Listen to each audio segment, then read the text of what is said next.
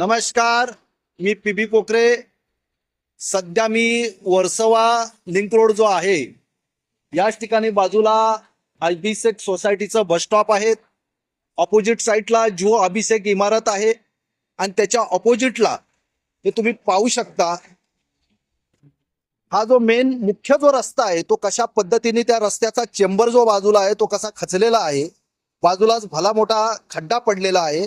कोणाचा अपघात होऊ नये म्हणून एक दगड आडवा या ठिकाणी लावून ठेवलेला आहे, पण येणा जाणाऱ्यांनाही त्रास होतोय। लहान मुलाचाही त्या खड्ड्यामध्ये पाय जाऊन अपघात होऊ शकतो, महिलांचाही होऊ शकतो। त्याचबरोबरीने भरधाव गाड्या ह्या रस्त्यावरून धावत आहेत।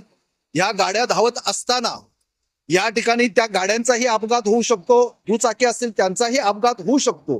पण याकडे मात्र कोणाचंच लक्ष नाही, कारण का आता सध्या निवडणुका होता आणि निवडणुका होत असताना निवडणुकीचा रंग आता संपलेला आहे।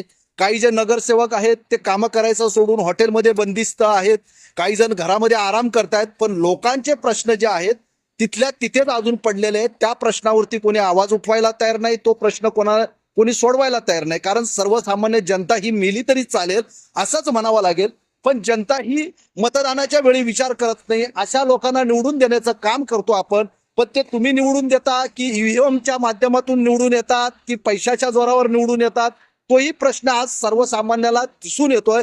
कारण काम करणारा माणूस कुठेतरी मागे पडतो, चळवळीचा माणूस कुठेतरी मागे पडतो। लोकांचे कामं करत नसणारे उमेदवार तुमच्या आमच्या माथी मारण्याचं काम केलं जातं, नगरसेवक म्हणून त्यांची नियुक्ती केली जाते आणि खऱ्या अर्थाने काम करणारा माणूस हा बॅकफूटवरती पडला जातो। ही सर्वसामान्य जनतेने दखल घेतली पाहिजे ह्या सर्व गोष्टीची। आणि मी आज ह्या माध्यमातून सांगू इच्छितो, महानगरपालिका के पश्चिम जे विभाग आहे तिथील जे सहाय्यक आयुक्त असतील त्यांना माझी विनंती आहे की त्यांनी ह्या प्रकरणाची दखल घ्यावी आणि त्वरित हा जो पडलेला खड्डा आहे, हा जो खचलेला ह्या ठिकाणी चेंबर आहे त्याची पुनर्बांधणी करावी, त्याची दुरुस्ती करावी। लवकरात लवकर अपघात होण्या अगोदर याची ताबडतोब दखल घेण्यात यावी।